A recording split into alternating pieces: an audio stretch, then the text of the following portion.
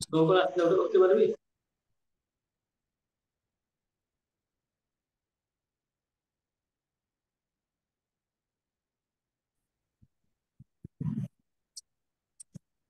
हरे कृष्ण अज्ञानतिमिरान्धस्य ज्ञानजनोत्साहया चक्षुर्मिलितं येन तस्मै श्रीगुरवे नमः। श्रीचैतन्यमनोभीष्टं स्थापितं येन भूतले स्वयं रूपं कथामयं ददाति स्वपदान्तिकम् वन्देऽहं शिवः श्रीयुतपदकमलं श्रीगुरुवैष्णवाश्रमं श्रीगुरुदातं सागररघुनाथां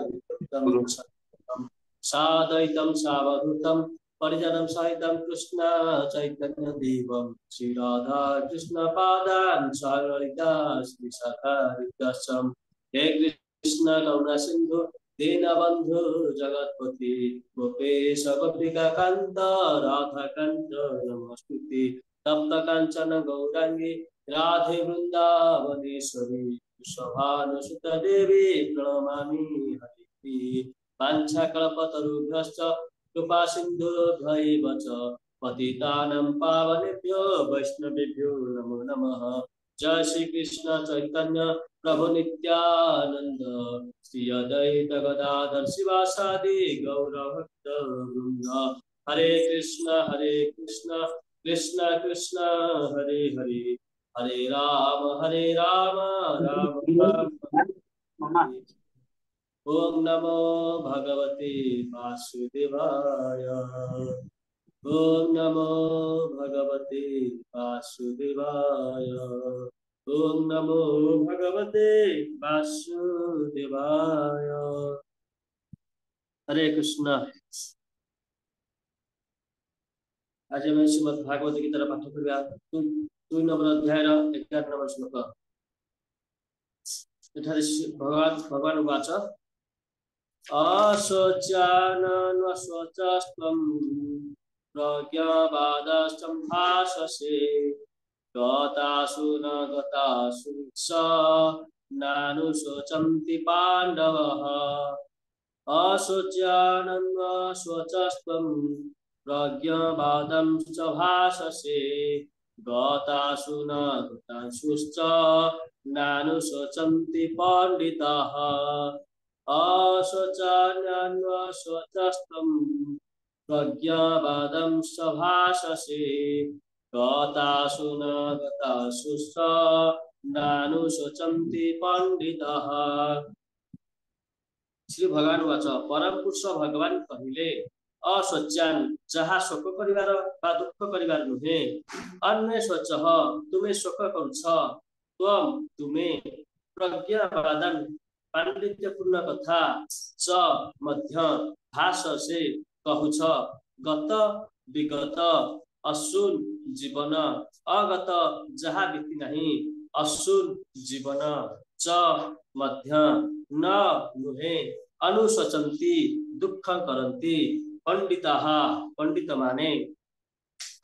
श्री भगवान कहिले तुमे पांडित्यपूर्ण कथा कहूछ किंतु जो विषय शोक करिवार नुहे से विषय शोक करुछ जो माने पंडित से माने कदापि जीवंत बा मृत पाई शोक करती नहीं। भावार्थ भगवान संगे संगे गुरुर भूमिका ग्रहण करी तांको छात्र को परोक्ष भाव में एक मूर्ख बोली कही भर्त्सना करने आरंभ कले। भगवान कहिले तुमे एक पंडित परी कथा कहूछ किंतु तुमे जानी ना प्रकृत रे पंडित किए जे भल भाव जाने ए शरीर कौन ओ आत्मा कौन से प्रकृत रे पंडित अटे एवं से कदापि शरीर जे कौन से अवस्था पाई दुख करे नहीं। शरीर जीवित अवस्था बा मृतावस्था कौन सी अवस्था पाई से दुख करे नहीं। परवर्ती अध्याय मान करे ए विषय रे आलोचना करा जीवो जेतेबेले जना जीव जे ज्ञान कहिले जड़ चेतनाशील आत्मा एवं उभय नियंत्रणकारी संबंध जानिबा। अर्जुन जुक्ति करुथिले जे राजनीति और समाज नीति अपेक्षा धर्म नीति को अधिक गुरुत्व देवार कथा किंतु से कथा जानि नथिले जे जड़ वस्तु चेतनशील आत्मा एवं भगवान का संबंध ज्ञान धर्म नीति अपेक्षा अधिक गुरुत्वपूर्ण तांकर ए संबंध ज्ञान नथिला तेणु से पंडित परी कथा कहवा उचित नथिला जेणु से पंडित नथिले तेणु जे विषय दुख कर कथा नुहे से विषय दुख करुले। ए शरीर जन्म होइछि एवं यह दिने न दिने मरिब, आज मरिपारे किंबा आसंता काली मरिपारे। तेणु आत्मा पर ये शरीर गुरुत्वपूर्ण नुहे। जे एक कथा जानिछि से ही प्रकृत पंडित ज्ञानी एवं से ए शारीरिक अवस्था पाई कदापि दुख करे नहीं। हरे कृष्ण। एठारे भगवान अर्जुन को बुझाउछन्ति जे किपरि से अर्जुन जो कथा कहूतिला ताकर नानु भगवान कहले गुरुर भूमिका भगवान अर्जुन को बुझाई कहउछन्ति। कारण अर्जुन आउ भगवान श्री कृष्ण ताकर जने परम सखा बा बंधु अटंती। एठारे अर्जुन जे कथा कहउतिले ता वास्तव में युक्तियुक्त नथिला। तेणु भगवान श्री कृष्ण अर्जुन को एठारे बुझाउछन्ति तमे किपरि जीवन जहा परम गति लाभ कर पारो से विषय कहउछन्ति। अर्जुन कहउछन्ति जे विषय भल भाव रे एठारे कहउछन्ति मूर्ख गही भर्सना करबा आरंभ कले। कोन पाई आम निजे जानवा दरकार आम कौन आम शरीर ना आत्मा एक कथा भल भाव अर्जुन बुझी पार नथिले। तेणु भगवान ताको कथा आम निजे जानिया पाई अर्जुन के माध्यम रे आमको एक कथा कहथिले। तेणु एठारे शरीर और आत्मा कौन से प्रकृत पंडित कथा भी शरीर जे कौन अवस्था में दुख करे नहीं। शरीर जीवित अवस्था मृत्यु अवस्था से कौन दुख करे नहीं। जेपरी मनीष शरीर पोशाक बदल अच्छी सेपरी आम जेहेतु जन्म हो मृत्यु निश्चित दिन दिन मरबे से जे जन्म हो तार मृत्यु निश्चित। से भगवान श्रीकृष्ण अर्जुन कहते कि से जीवन लक्ष्य कौन से विषय कहते जीवन परम लक्ष्य कौन आम जीवन परम लक्ष्य हूँ भगवत धाम प्राप्ति होगा। आजिकल जमी समाज सेवा हो कि राजनीतिक सेवा हो भगवान अर्जुन बुझाई कि वास्तव में आम जीवन लक्ष्य नुहे। आम जीवन वास्तव लक्ष्य हूँ भगवान भक्ति करवा भगवान सेवा करवा।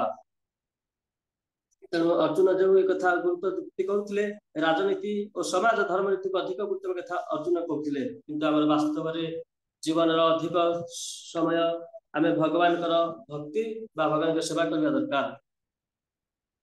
कारण आम जे कौन भक्ति हूँ जीवन कौन लस ना आम जिते भक्ति ये जीवन जी तार आर जन्म पुणी तार पुणी से आरंभ हो विषय आम जाना ही दरकार। तेणु अर्जुन दुख करुले बंधु बांधव स्वजन मान युद्ध हस्त मान मृत्युवरण करेंगे से अर्जुन बहुत दुख कर निजे विषय जानी पार ना भगवान बुझाई ये प्रकृत आत्मार सेवा करने भगवान कहते।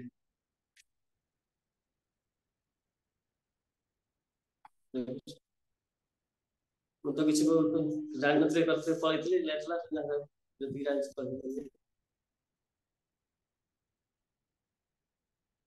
हरे कृष्णा। विशेष धन्यवाद गौरांग प्रभु को गोटे सुंदर पॉइंट प्रभु मेंशन कले कि बहुत लोग समाज सेवा कर धर्म कर्म कर वास्तव में से भूली जाऊँ जीवन मुख्य लक्ष्य कृष्ण भक्ति प्राप्ति करवा जीवन मुख्य लक्ष्य से जिनसा से भूल जाऊँ। तेणु श्रीपाद बिल्लमंगल प्रभु आमको तो किसी कहे जो मैंने उपस्थित अच्छा आम शुणा मानकर कौन ऑब्जर्वेशन या क्वेश्चन कमेंट्स अच्छी। जयप्रकाश प्रभु तुम्हें अनम्यूट करे कहल।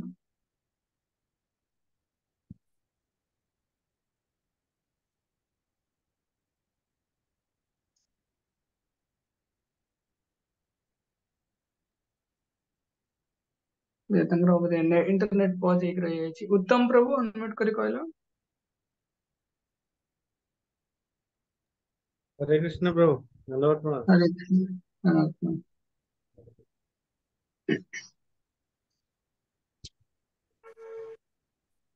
एटी भगवान अर्जुन को माने परोक्ष भाव गोटे मूर्ख बोली घोषणा करछन्ती।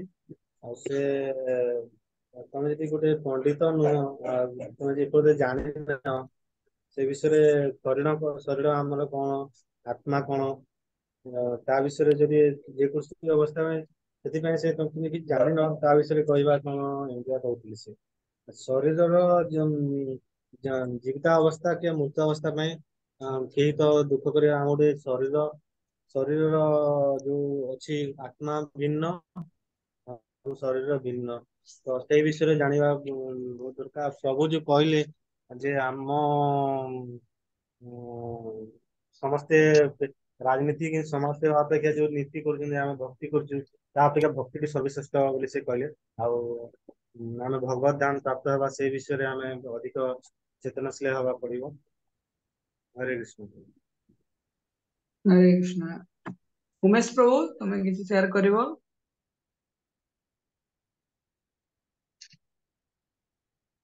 हरे कृष्ण प्रभु जी। हरे कृष्ण बोलो।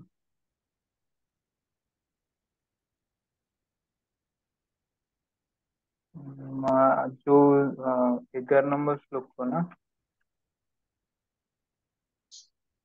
जो आमर गोटे जड़े जड़े लोक केमिति तार प्रॉब्लम गुरा केमिति से प्रॉब्लम गुरा प्रेजेंट करता है सेटा से कथा कृष्ण कहउछंदी कि केमिति माने गोटे इंटेलिजेंट वे रे कि माने मु गोटे माने इंटेलिजेंट लोक हेकि भी से एमती कथा कहउछंदी से भलिया टाइप रो प्रेजेंट करछंदी।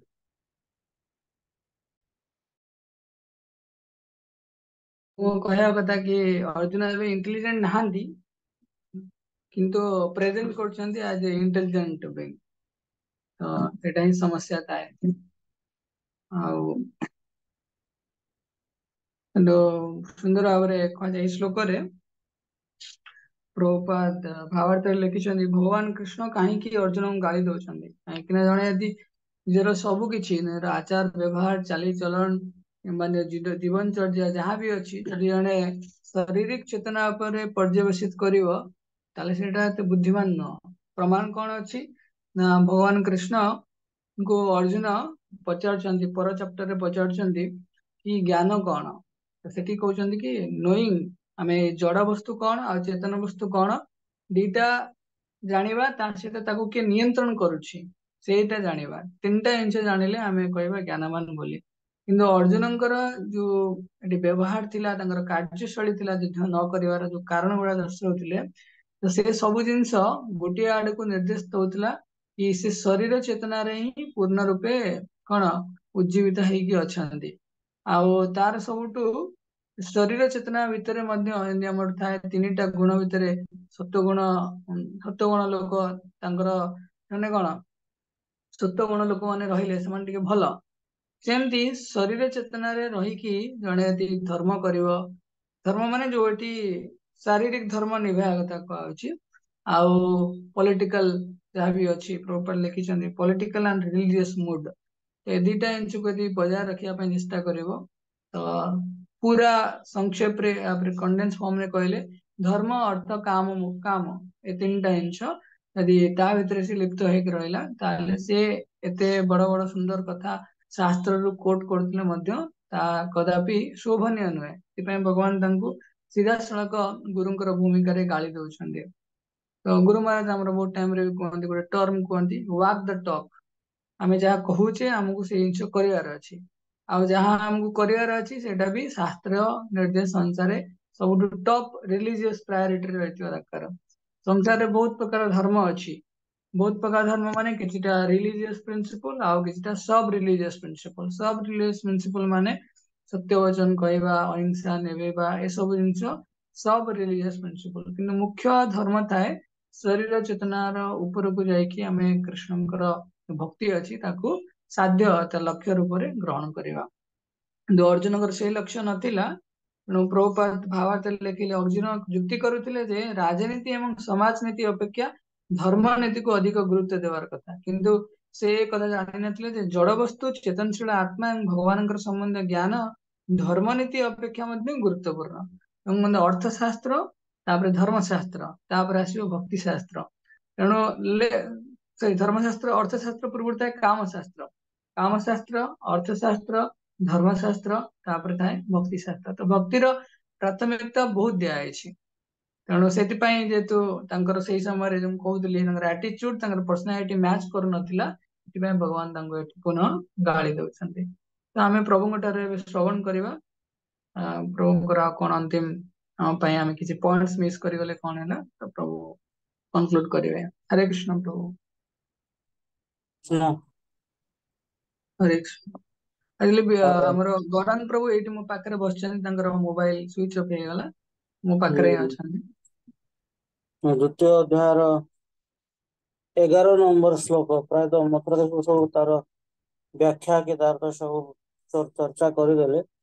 ମୁଁ ଗୌରାଙ୍ଗ ପ୍ରଭୁ କଣ କହିଲେ ତା ବିଷୟରେ ଦୀପକ ଖାଲି କମେଣ୍ଟସ୍ କରିଛି। ଆରମ୍ଭରୁ ତାଙ୍କର ଯୋଉ ମଙ୍ଗଳାଚରଣ ଇତ୍ୟାଦି ବହୁତ ସୁନ୍ଦର ଭାବରେ ତାର ଉଚ୍ଚାରଣ ବି ଠିକ ଥିଲା, ତାର ବୋଲିବା କହିବାର ଯୋଉ ପ୍ୟାଟର୍ନ ଷ୍ଟାଇଲ, ଯୋଉ ଗାଇବାର ଧାରା ରହିଛି ବି ବଢିଆ ଥିଲା ପୁରା। ତାର ଶ୍ଲୋକ ପଢିଲା ସମୟରେ ଖାଲି ପ୍ରଥମ ଥର ଯୋଉ ପଢିଲେ ସେ ପଣ୍ଡିତାଟାକୁ ପାଣ୍ଡବ ବୋଲି କହିଦଉଥିଲେ। ନାନୁ ଶୋଚନ୍ତି ପଣ୍ଡିତାଃ, ସେ ନାନୁ ଶୋଚନ୍ତି ପାଣ୍ଡବ କହିଦଉଥିଲେ। ତାକୁ ମୁଁ ରେକ୍ଟିଫାଏ କରିକି ପଣ୍ଡିତାକୁ ଆସିଲେ। ଶ୍ଲୋକ ଶାସନ ବି ଠିକ ଥିଲା, ତାପରେ ଯୋଉ କିଛିଟା କହିଲେ ଆରମ୍ଭରୁ ଠିକ ଥିଲା, କିନ୍ତୁ ପରେ କାହିଁ ଲାଗିଲା ଯେ କିଛି ଗୋଟେ ଦେଖିକିରି ପଢିଲା ଭଳିଆ କିମ୍ବା କିଛି ଗୋଟେ ଘଷି ଦେଇଛି ତାକୁ ସେ ଜଷ୍ଟ ଏମିତି କହିଦେଲା ଭଳିଆ ଲାଗିଲା। ଶ୍ଲୋକକୁ ଯଦିଓ ଆଧାର କରୁଥିଲା, ଶ୍ଲୋକକୁ ବେଶ କରିକିରି କୁହା ହଉଥିଲା, କିନ୍ତୁ ଘଷିକି ପଢିଲା ଭଳିଆ ମାନେ ପ୍ରତୀୟମାନ ହେଲା, ଜଣା ପଡିଲା ସେଇ ଭଳିଆ। ଆଉ ଶ୍ଲୋକରୁ ତ କ୍ଲିୟର ଜିନିଷ ପୁରା ବୁଝା ପଡୁଛି, ବିଶେଷ କିଛି କହିବାର ନାହିଁ। ଏଇ ଶ୍ଲୋକରେ ବିଶେଷ ଭାବରେ ଯୋଉ ଏଟା କୃଷ୍ଣ କହୁଛନ୍ତି, ପଣ୍ଡିତ ଗୋଟେ କଣ କହିବା, ପଣ୍ଡିତ ର ହିଁ ଡେଫିନେସନ ଟା ଏଥିରେ ଅଛି। ପ୍ରକୃତରେ ପଣ୍ଡିତ କିଏ? ହୁ ଇଜ ଇଣ୍ଟେଲିଜେଣ୍ଟ, ନଲେଜିୟସ୍, ତ କୋଉ କ୍ଷେତ୍ରରେ ଯାହାର ଜ୍ଞାନ ବୁଦ୍ଧିଟାକୁ ଆମେ ବିଚାର କରିବା ଯେ ଇଏ ପ୍ରକୃତରେ ଜ୍ଞାନୀ ବୋଲିକିରି। ଏମିତି ଆମେ ବାହ୍ୟ ଦୃଷ୍ଟିରେ, ବାହ୍ୟ ଚକ୍ଷୁରେ, ଆମ ଜଳ ଚକ୍ଷୁରେ ଦେଖୁଛେ ଯେ ଆମେ ଜଣେ ହାଇଲି ଏଜୁକେଟେଡ ବ୍ୟକ୍ତିକୁ ଆମେ ଜ୍ଞାନୀ କିମ୍ବା ଇଣ୍ଟେଲିଜେଣ୍ଟ ବୁଦ୍ଧିମାନ ବୋଲିକିରି ଆମେ ବିଚାର କରୁଛେ। ସାଇଣ୍ଟିଷ୍ଟ ମାନେ ହୁଅନ୍ତୁ କିମ୍ବା ଆମର ଯୋଉ ସବଜେକ୍ଟ ମ୍ୟାଟର ରହିଛି, ପଢାପଢି ସମ୍ବନ୍ଧୀୟ ଯୋଉ ଜ୍ଞାନ ରହିଛି, ସେ ସବୁ ଗୁଡାକ ଆଧାର କରୁଛି ଜଡ ବିଦ୍ୟା, ଯୋଉଟା ଆମର କହୁଥିଲେ ମଥୁରା, ଜଡ ବିଦ୍ୟା ଯତ ମାୟାର ବୈଭବ, ତୁମାରେ ଭଜନ, ତୁମାର ଭଜନେ ବାଧା, ମୋହ ଜନମିଆ ଅନିତ୍ୟ ସଂସାରେ, ଜୀବ କେ କରୁଛେ ଗାଧା, ଜୀବ କେ କରାଏ ଗାଧା। ଏମିତି ବି ଆମର ସପ୍ତମ ଗୋସ୍ୱାମୀ ଭକ୍ତିବିନୋଦ ଠାକୁର ବି କହିଛନ୍ତି। ଜଡ ବିଦ୍ୟା ଯୋଉ ମେଟେରିଆଲ ନଲେଜ ରହିଛି, ପଞ୍ଚଭୂତର ଯୋଉ ଜ୍ଞାନ ରହିଛି, କିମ୍ବା ଜଡ ଶରୀର, ଆଉ ଏଇ ସବୁ ପ୍ରକାର ଯୋଉ ରହିଛି ଆମର ଡେଜିଗ୍ନେସନ ବିଦ୍ୟା ଯୋଉ ଆମେ ଅର୍ଜନ କରୁଛୁ, ସ୍କୁଲ କଲେଜରେ ଯାହା ବି ପଢୁଛେ କରୁଛେ, ଇଏ କେବଳ ହ୍ୟାଣ୍ଡ ଟୁ ମାଉଥ, କିଛି ରୋଜଗାର କରି ଜୀବନ ଟାକୁ ଖାଲି ବଞ୍ଚେଇବା ଭଳିଆ ଆମେ ଆମ ଜୀବନ ଶୈଳୀଟାକୁ ସେଥିରେ ହିଁ ପର୍ଯ୍ୟବେସିତ କରୁଛେ। ସେଇ ଜ୍ଞାନ ଟାକୁ ଆମେ ଜ୍ଞାନ ବୋଲି ଭାବି ଦଉଛେ, କିନ୍ତୁ ସେଟା ହଉଛି ପ୍ରକୃତରେ ଅଜ୍ଞାନ। ସେଟାକୁ ଆଗରୁ ଯେମିତି ଅର୍ଜୁନ ଯୋଉ ସବୁ ଯୁକ୍ତି ବାଢିଛନ୍ତି, ସେଟାକୁ ଏଇ ଜାଗାରେ ଭଗବାନ କୃଷ୍ଣ ଖଣ୍ଡନ କରୁଛନ୍ତି, ଯେ ଆଉ ତାଙ୍କ ଜ୍ଞାନ ଟାକୁ ପ୍ରକୃତ ଜ୍ଞାନ ବୋଲି ବିବେଚନା କରୁନାହାନ୍ତି, ଆଉ ତମେ ପଣ୍ଡିତ ନୁହଁ ବୋଲି ଏଇ ଜାଗାରେ କହୁଛନ୍ତି। ଯେ ପଣ୍ଡିତ ପ୍ରକୃତରେ ଏଇ ସବୁ ଜିନିଷରେ ମ୍ରିୟମାଣ ହେବା କଥା ନୁହେଁ ବୋଲି ତାଙ୍କୁ ଏଇ ଜାଗାରେ ବୁଝାଉଛନ୍ତି।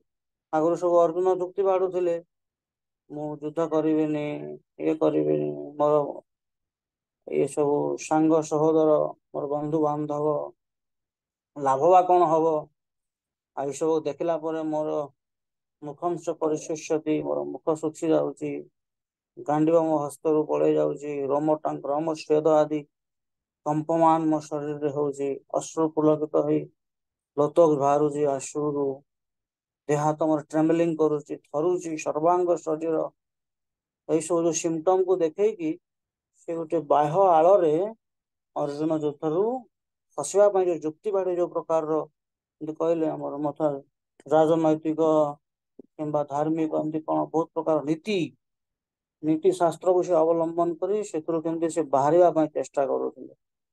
ଆଉ ଲାଭ ବି କଣ, ଲାଷ୍ଟ ସେ ଶ୍ଲୋକ ବି ଅଛି ପ୍ରଥମ ଅଧ୍ୟାୟରେ ଆମେ ଯୋଉ ପଢୁଥିଲେ, ଯେ ବର୍ଣ୍ଣ ଶଙ୍କର ଜାତ ହେବେ, ସମସ୍ତଙ୍କୁ ମାରିଲେ ମୁଁ ପାପର ଭାଗୀ ହେବି, ଆଉ ସମସ୍ତେ ତ ମରିଯିବେ, ପରିଶେଷରେ ମୁଁ କାହାକୁ ନେଇକି ରାଜ୍ୟଭାର କରିବି, କାହାକୁ ନେଇକି ରାଜ୍ୟଭାର ଚଳେଇବି, ବେଟର ଆଇ ଲିଭ୍, ମୁଁ ଛାଡିକି ମୁଁ ବରଂ ସନ୍ନ୍ୟାସ ଏଇ बनवास करेंगे एमती जुक्ति सब बहुत प्रकार टेक्निकालिटी जुक्ति करुले ए जगह आउ गोटे जिन देखा अर्जुन आम भाया सेमती किंतु ये नुहति से आम टू हाईली इंटेलेक्चुअल हाईली इंटेलिजेंट किंतु से मोहग्रसित होगी एभलिया जुक्ति से भगवान को आगे बाढ़ुले विशेष भाव में आम शिक्षा देवा तो यही श्लोक कृष्ण सेटा को अर्जुन मोहटा क्लारिफिकेशन करने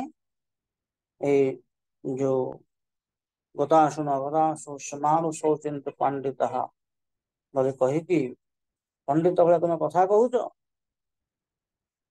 किंतु तुम जो पांडित्य तुम देखा से प्रकृति पंडित मानकर से लक्षण नुह जे कि आत्मा आउ जो भूत शरीर रही जो जड़ शरीर आउ आत्मा शरीर चेतन वस्तु जिसको चलाऊ तार जो कंट्रोलर जी भगवान को संबंध संपर्क विषय जहाँ भक्ति भाव कि भक्ति उपर जहाँ ज्ञान नहीं से प्रकृति से ज्ञानी नुह बोलिक जगह भगवान कृष्ण अर्जुन को सूचाऊँ ठीक अच्छे धीरे धीरे एमती आपको विशेष भाव में पढ़ी एक्चुअली श्लोक को पढ़ला श्लोकटा पढ़ला तार अनुवाद पढ़ी तात्पर्य निजे चिंतन कले जिनटा बुझी हो जेहेतु बुझी जिनस हो चिंता कले चिंतन कले धीरे धीरे कहबार शैली इम्प्रूवमेंट करके भल हो बाकी सब ठीक अच्छे हरे कृष्ण